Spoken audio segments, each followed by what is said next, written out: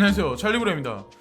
오늘 영상에서는 뭐 이런저런 얘기들을 또 오늘 말씀드릴 건데, 코인 뉴스에 관해서 이제 저한테 코인 뉴스만 객관적으로 말해줬으면 좋겠다라고 그렇게 말씀하신 분이 있는데, 진짜 코인 뉴스는 코인텔레그래프나 예를 들어서 코인니스가 되게 빠르잖아요.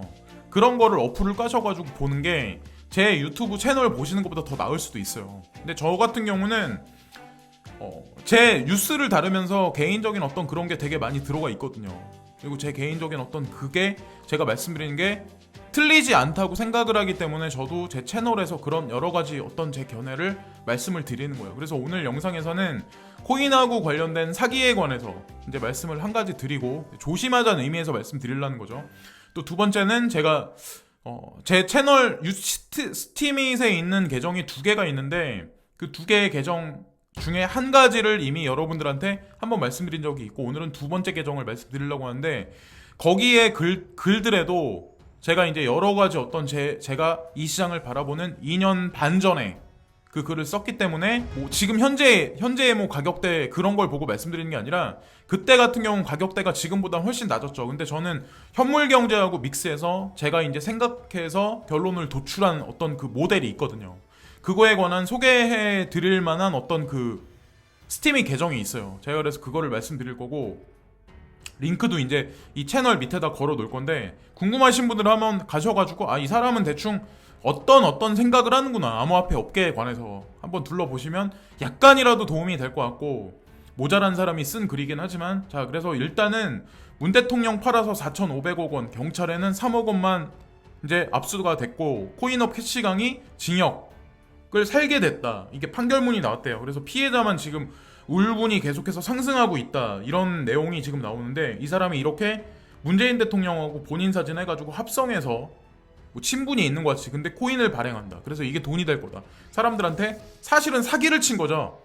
그래서 이 사람이 16년의 선고를 받았대요. 근데 16년의 선고를 받으면 이 형을 다 살까요? 전 아니라고 보거든요.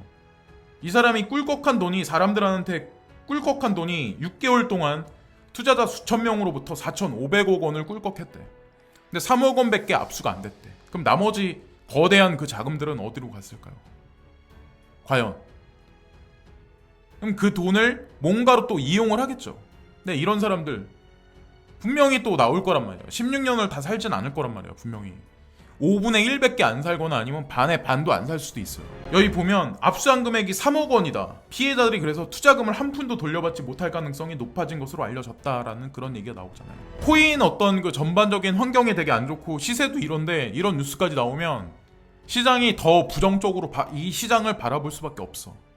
이 시장에 이미 참여한 사람들 말고 사이드적으로 옆에서 이제 이 시장을 바라보는 제3자적 관점 입장에서는 그 얘기인즉슨 거대한 펌핑이 당분간은 안 올 수 있는 확률이 되게 높다고 한쪽 측면으로는 볼 수 있다고 저는 생각을 하거든요. 이런 뉴스가 이렇게 나올 때는 다 저는 이유가 있다고 생각을 하고, 그래서 이제 제가 추가적으로 말씀드릴 게 뭐냐면, 저도 마찬가지로 ICO 투자를 하면서 제가 날린 코인이 12.5개 정도 돼요. 비트코인 기준에서. 저는 성격이 되게 그런 거에 관해 되게 조사를 많이 하기 때문에 한 달을 조사했음에도 불구하고 나중에 보니까 실체가 없더라고요.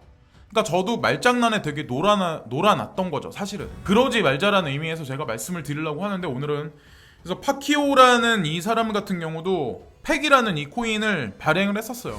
코인에 제가 투자했다고 그걸 말씀드리는 게 아니라, 근데 어떤 위험성이 있냐면, 예를 들어서 이 사람 유명세를 담보로 해서 코인을 발행했다고 하잖아요. 파키오가 은퇴했거나 은퇴할 가능성이 되게 농후한 복서잖아요. 전 세계적으로 유명세가 있긴 하지만, 그럼 이 코인의 값어치는 어떻게 될까요? 그러면 파키아오는 잃을 게 없어. 본인이 코인에 투자하고 코인을 상장시켜도 잃을 게 없어. 그러나 팩코인을 사기 위해서 여기다가 비트코인을 송금하고 이더리움을 송금했던 사람들은 이 값어치에 따라서 본인의 어떤 그 비트코인이나 이더리움이 0개가 빵개가 될 수도 있는, 그럴 바에는 차라리 안 하는 게 낫지 않을까라는 생각을 하는 거죠. 이 사람은 유명하기로도 하지. 근데 유명하지도 않고 경제 모델이 없는 그런 코인들이 일부 유튜버들을 이용해서 본인의 코인을 소개시키거나 ICO를 하는 사람들도 있단 말이에요. 그리고 거기에 또 사람들이 현혹이 돼. 그러지 말자라고 저는 이제 말씀드리는 거예요. 내가 지금 지켜보고 있는 유튜버가 어느 날 갑자기 무슨 코인을 소개를 안 해. 시장 상황이 되게 좋을 때 예를 들어서 그런 사람들이 더 슬금슬금 나오기 시작을 할 거예요. 지금은 그런 사람들이 소개를 안 하지만 가만히 지켜보세요. 여러분들이 시청하시는 유튜브들이 떠드는 거를 가만히 한번 지켜보세요. 어느 날 갑자기 무슨 코인을 소개를 해. 그런 거는 다 이유가 있는 거거든요. 그리고 그게 보면은 저도 마찬가지지만 예를 들어서 제가 누구한테 돈을 받고 누구한테 선물을 받고 누구한테 식사 대접을 받고 무슨 코인을 언급을 해. 거기에는 뭔가 있는 거라는 거야. 실질적으로 경제 모델이 있고 대단한 코인들은 그러려고 하지도 않겠지. 그럴 필요도 없고. 제 말이 틀린가요? 그거를 조심하자고 제가 말씀을 드리는 거예요. 그리고 여러분들이 유튜버들을 볼 때 이 사람이 일관성이 있나 없나에 관해서 가만히 지난 과거의 말들을 되짚어주고 쭉 한번 계속해서 맥락을 스토리 라인을 한번 연결을 시켜보세요. 스토리 라인이 엉망인 사람들은 이중성이 되게 다분한 거야. 그리고 충분히 경계를 많이 해야 돼. 유튜브에 나왔다고 해서 유튜브에서 뭔가 떠든다고 해서 그 사람들이 100% 전문가가 아니라고 제가 말씀드렸잖아요. 전문가는 없어요. 그리고 제가 이제 개인적으로 보기에는 이 시장에 조금 일찍 들어와서 비트코인을 뭐 몇 개 가지고 있네, 돈을 얼마 벌었네 이랬다고 그 사람들이 전문가인가요? 제가 항상 말씀드리지만 모건 클릭이나 그레이스켈 자산 운용사, 폼플리아노나 아니면 베리 실버트 같은 그런 인물들 있죠. 그런 투자 자산 운용사, 매크로 펀드를 운용할 수 있는 규모의 거시적인 관점, 그리고 진짜 상위 어떤 정책 이반자들하고 커넥션 관계가 있는 그런 사람들이 진짜 전문가죠. 전문가가 어딨어요. 그냥 똑같은 개미 투자자 입장이지. 근데 그런 사람들을 보고 열광을 해. 코인 시세가 조금이라도 오르면 그런 사람들이 뭐 떠들면 그 말이 다 맞는 것 같고. 근데 과연 그럴까요? 저는 아니라고 생각하거든요. 그래서 어찌건 앞으로도 예의주시해서 보세요. 사람들을 가만히 예의주시해서 보시고, 제가 그래서 이런 거는 이제 말씀드리면 좋을 것 같다. 제가 예전에도 이제 말씀드렸지만 바이낸스 같은 데서 런치패드 같은 거를 주기적으로 해요. 이 런치패드가 뭐냐면 어떤 코인사가 있으면 얘네가 이제 소개를 시켜주는 거야. IEO라고 하는 거래. ICO가 아니라. 근데 그런 코인들이 시세가 본인들이 소개를 했기 때문에 본인들 코인 시장에 상장이 되면 펌핑이 있어. 분명 본인들 얼굴을 걸고 소개를 시켜준 거 아니에요. 얘네가 바이낸스는. 예를 들어서 그렇게 못하는 코인들은 유튜버나 아니면 다른 뭐 행사나 이런 거를 이용해서 본인들 코인을 소개시키거나 이러려고 하겠죠. 그 외에 그런 노력조차도 안 하는 코인 회사들이 아마 있을 거야. 그런 데는 ICO나 IEO도 진짜 대규모, 예를 들어서 대규모 뭐 커스터드 서비스를 이용한다거나 그런 대규모 자금 이외에 개인 자금은 안 받아. 그런 코인도 있어요. 그들은 어떤 자신감에서 어떤 기술력으로 그렇게 할 수 있을까요? 그런 거는 진짜 값어치가 있겠죠. 값어치가 있게 만들고 또 세력들이 그렇게 만들 거고. 그래서 그런 거를 불분명하게 막 이렇게 불확실하게 막 이렇게 하지 마시고 확실하게 나눠가지고 내가 볼 수 있는 눈을 가지자고 제가 이제 말씀을 드리려고 하는 거예요. 이번에 4,500억 원의 사기 사건이 발생이 된 게 4월 달에 있었는데 형집행이 지금 난 거잖아요. 캐시간 같은 사람이 또다시 안 나오리라는 법이 없다는 거죠. 결국에는 그런 사람들이 무슨 짓을 할지 몰라. 그런 사람들이 말을 많이 하는 게 뭐냐면 월 수익을 수백만 원 보장한다. 남은 건 수백만 원의 빚더미뿐. 현실은 이거라는 거죠. 100% 예를 들어서 내가 투자하세요. 그러면 한 달 후에 얼마를 줄게요. 두 달 후에 얼마를 줄게요. 그거에 관해서 보장되는 어떤 그런 게 어딨어요. 그런 펀드가 어딨어. 없어요. 그런 거는. 그걸 믿고 투자한 사람도 문제고 절대로 하면 안 된다는 거죠. 차라리 그럴 바에는 뭐 예를 들어서 지금 보면은 비트코인 뭐 예를 들어서 비트코인하고 예를 들어서 관련해서 암호화폐랑 관련해가지고 유튜버가 됐건 뭐가 됐건 한 달이 두 달이 건너면 대충 그 사람의 비하인드에 관해서 들을 수 있는 얘기도 되게 많고 저 또한 마찬가지로 이 시장에 조금 일찍 들어왔기 때문에 아는 사람들이 알게 모르게 깔려있는 사람도 되게 많단 말이에요. 그럼 두 달이 한 달이 건너면 대충 알아. 그 사람이 어디 코인사에서 무슨 뭐를 받아먹고 왜 그 사람이 그거에 관해서 왜 엄청나게 떠드나. 실질적으로 예를 들어서 개발자 활성도나 아니면 대기업하고 관련해서 막 어떤 그런 코인들을 떠들면 그게 문제시되지 않아. 그러나 그렇지도 않은 거를 코인을 받아먹거나 이렇고 이런 거를 하면 분명히 엄청나게 긍정적으로 그 코인에 관해서 얘기를 할 수밖에 없다는, 객관화된 어떤 그 검증 자료가 아니라. 근데 사람들은 거기에 이제 동화된다는 거지. 근데 그거를 극도로 조심해야 된다고 제가 말씀드리는 거예요. 앞으로도 그런 거를 가만히 지켜보세요. 어떤 사람이 이중성 있게 돌아가나, 어떤 사람이 그렇게 하고 있나에 관해서 가만히 지켜보세요. 그리고 제가 현실적으로 한 가지 말씀드리려고 하는데, 저도 마찬가지야. 저도 코인 업계, 코인 시장에 처음에 들어왔을 때 친구한테, 예를 들어서 또다시 말씀드리지만, 요즘 같은데 또다시 말씀드리지만, 친구한테 이더리움이 이제 12,000원, 15,000원일 적이 있었어요. 근데 그때 제가 이더리움 막 권유를 했었거든요. 근데 되게 웃긴 게 한 달인가 2달 만에, 그때 기억도 나는데 30만 원인가 왔어. 근데 친구한테 막 추천을 했을 때 저를 좀 이상한 눈으로 봤거든요. 근데 그 친구가 한 3개월인가 4개월 있으니까 저한테 다시 연락이 오더라고. 그게 일반적인 사람들의 심리라는 거예요. 지금 보면 비트코인이 1,000만 원에서 지금 보면은 계속 막 지리하게, 그리고 지금 8,600달러 갈 확률이 되게 높은데, 이게 예를 들어서 2만 원 가면 사람들이, 웃긴 게 뭐냐면 하나로 따졌을 때 2천만 원이 가면 사람들이 신용대출, 담보대출, 자동차대출, 전세대출 막 이런저런 대출을 끌고 막 이 시장에 들어와. 그게 이상한 거죠. 되게 가격이 오르면 사람들이 막 난리를 쳐. 거기다가 돈 투자 안 하던 사람들도 막 투자를 해.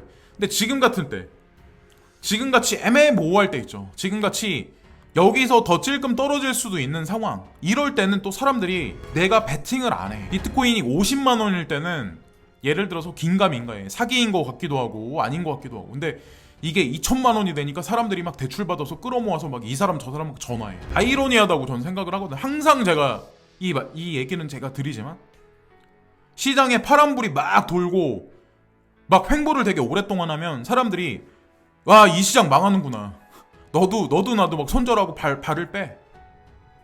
근데 진짜 대출을 받아서 들어올 때는 오히려 막 사람들이 불확실한 상황, 이럴 때가 오히려 그럴 때가 아닐까요? 저는 그런 생각을 좀 한편으로는 하거든요. 지금까지 뭐 사기나 아니면 이런저런 거에 관해서 이제 개인적인 어떤 그걸 말씀드렸는데, 지금서부터 이제 말씀드리는 거는, 제가 예전에 계정이 2개가 있었어요. 스팀잇에 계정이 2개가 있는데, 한 가지는 이미 말씀을 드렸었고, 제가 이게 2번째 계정인데, 제가 2년 반 전에 이 시장을 바라보는 개념에 관해서 제가 이제 말씀을 드리려고 해요. 그래서 여기에 나오는 여러 가지 이슈들, 경제적인 사실들이 지나간 과거가 아마 분명히 있을 거예요. 그래서 제가 이제 말씀을 드릴 거예요. 자, 그래서 이 제목이 뭐냐면, 2018년 2월부터 3월까지 비트코인은 1,000만 원이 이상 갈 수 있을까? 근데 2018년 초까지 비트코인이 2,800만 원인가까지 갔었거든요. 그래서 제 글이 사람들이 그때 되게 좋아했었어요. 그래서 사람들이 믿지 않는 비트코인 외 가상화폐가 어떻게 피아트머니 5대 기축통화 자리로 들어갈 수 있을까? 그것도 빠르게. 제가 그래서 이게 제 2번째 계정인데, 이 사진하고 이 글하고 같이 눈여겨보시고, 나는 어떻게 생각하나에 관해서 한번 여러분들이 한번 보시면 될 것 같아요. 그래서 이 글은 세계 이슈와 현실적인 정책에 필자 자신의 망상이 결합되어진 단순 비약적인 그림으로 맹신하시어 과도한 투자는 지양하시기 바라며 그냥 재미로 봐주시면 감사하겠습니다. 제목이 아주 자극적이다.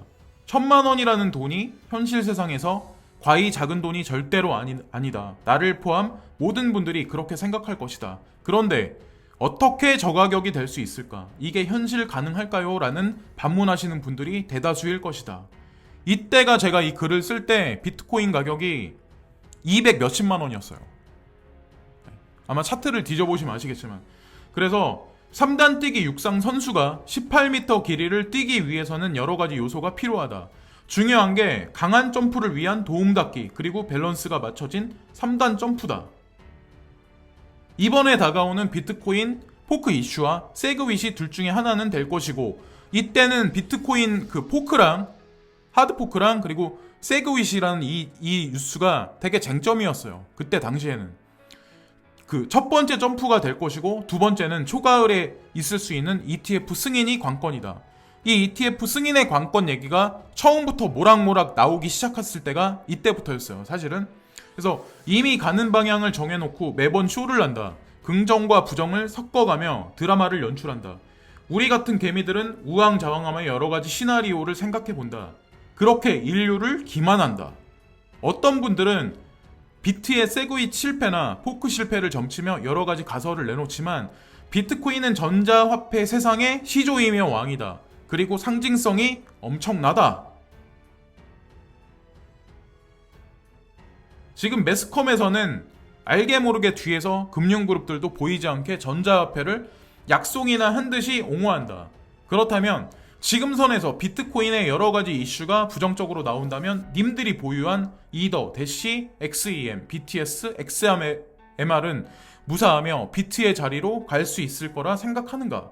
지금도 크립토 월드 밖에 있는 사람들은 이쪽 가상화폐를 이상한 눈으로 보며, 매스컴에서는 예전 네덜란드의 튤립 거품 히스토리를 설명하며 전자화폐 거품론을 제기하는데, 실패 시 그 여파는 상상 이상이며 지난 7년간 쌓아 올린 상징성이 순식간에 사라질 것이 농후하다. 자, 그렇다면 지금에 와서 여러분 같으면 처음으로 새로 탑을 쌓을 것인가? 한 번의 이미지 추락은 되돌릴 수가 없다. 이더도 그 외 전자화폐들도 색안경을 끼고 볼 가능성이 농후하다. 항상 그래 왔듯이 여기까지가 두 번 점프 12m, 그럼 마지막 가장 중요한 6m는 무엇으로 채워서 안전하게 착지, 하나 1000만원 이상 갈 수 있을까?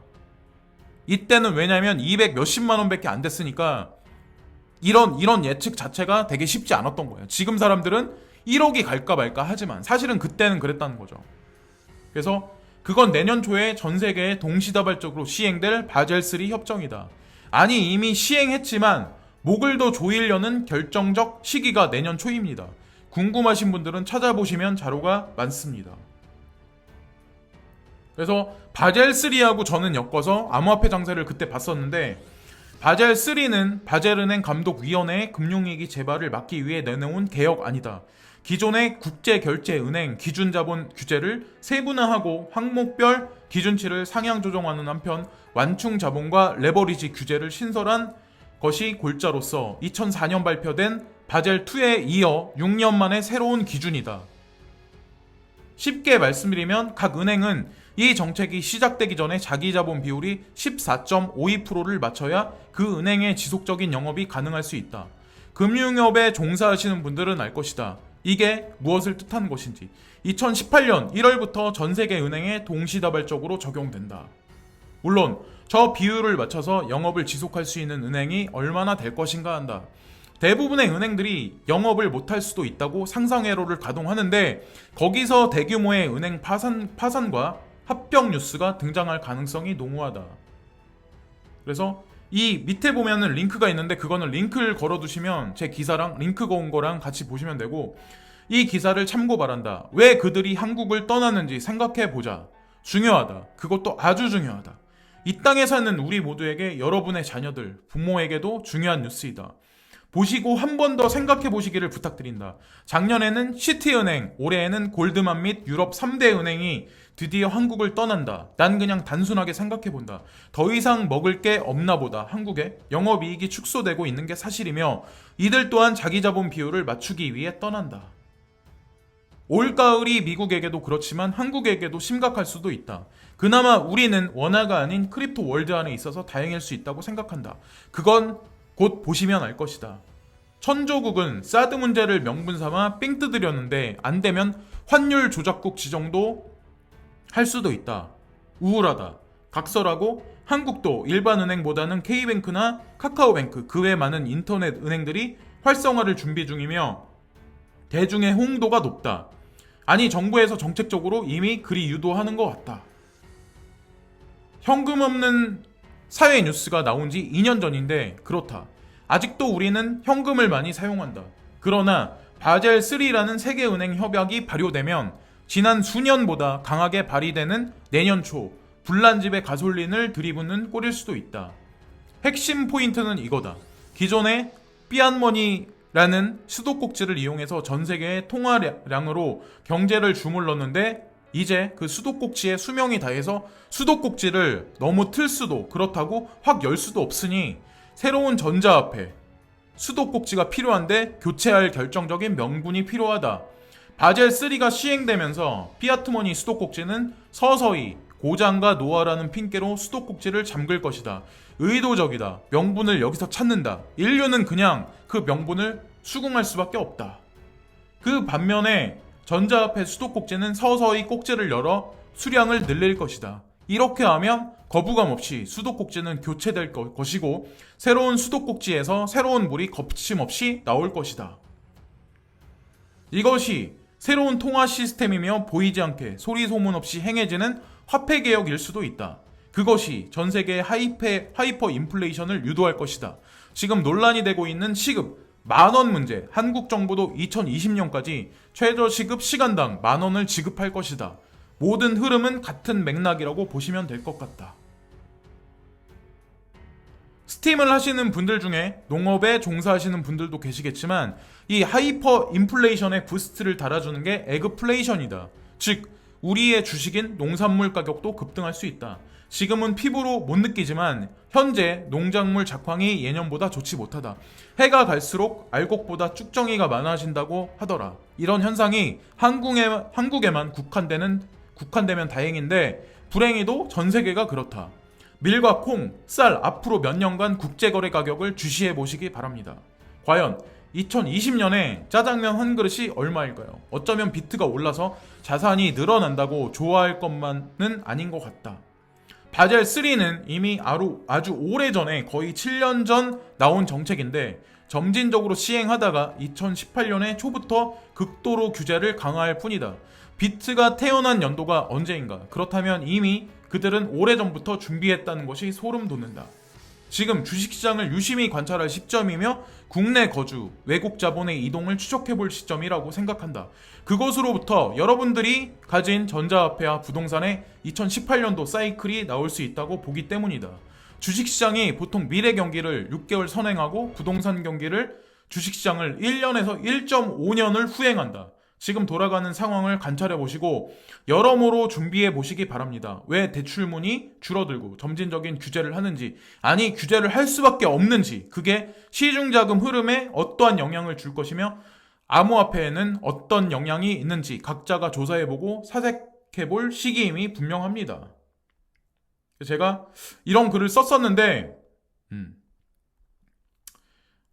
어쨌건 이거는 이 글을 쓴 거는 지난 예전 관점에 제가 이 글을 쓴 거긴 하지만 어쨌건 한번 보시면은 그래도 약간이라도 도움 되실 수도 있을 것 같아요. 여러분들이 암호화폐에 투자하시는 어떤 그 목적성이나 당위성에 약간이라도 도움이 될 거라고 저는 생각을 합니다. 그래서 오늘은 암호화폐 관련해서 사기를 행하는 그런 사람들, 그리고 제가 예전에 쓴 글을 토대로 해서 이제 말씀드렸는데, 뉴스거리는 한 가지 괜찮은 게 하나 나왔는데, 벡트거래소가 커스터디 서비스를 공식적으로 기관 투자가들하고 행하는 거에 관해서 이제 공식적으로 오피셜하게 발표를 했다.